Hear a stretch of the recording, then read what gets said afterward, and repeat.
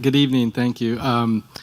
Yeah, I was pleased to hear our first speaker, John, talk about the importance of local regulation. I think for this industry to get off to a good start, it's very important that we take a real close look at what are the impacts of the industry, how can we mitigate those to make sure that everybody's going to be successful in this endeavor.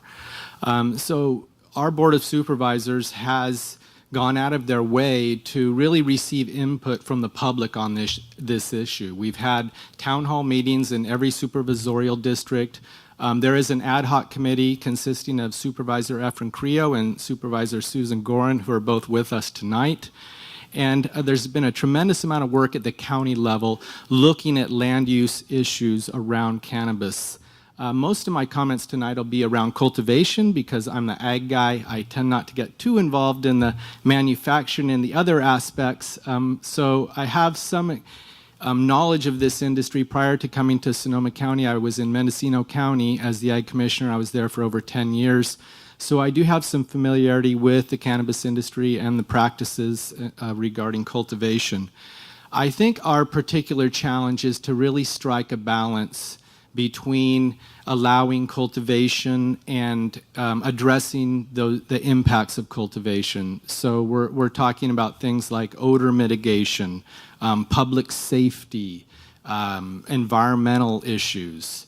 So we're taking a comprehensive look at all of those issues and trying to determine where is it appropriate to allow commercial cultivation of cannabis, what sort of impacts do we need to mitigate, and on a more specific level, I think, what zones do we allow cultivation in? How large of a grow should we allow in these particular zones?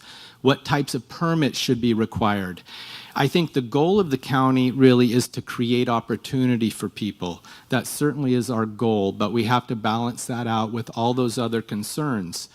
Certainly we are benefiting from looking at what's happened in Colorado and what's happened in Washington, so we're not reinventing the wheel. There's also several other counties that have also already come out with their land use policy.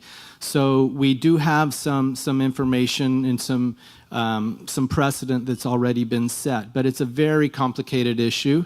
And we're trying to take a really close look at it. And our job, so at the county level, what we've done is we've created a committee, we call it the MTAC, Marijuana Technical Advisory Committee, and virtually every department is represented on that committee.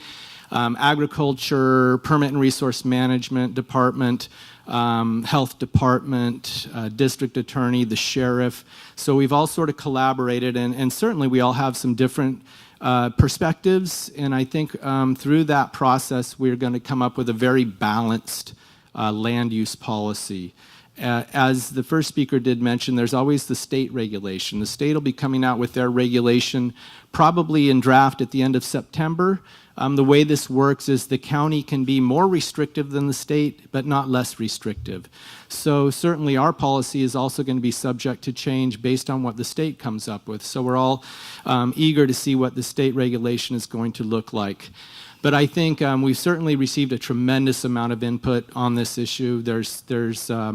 People feel very strongly on different sides of this issue. So it is a challenge at the county level to balance that all out, but I think our job is to present options for the Board of Supervisors to consider.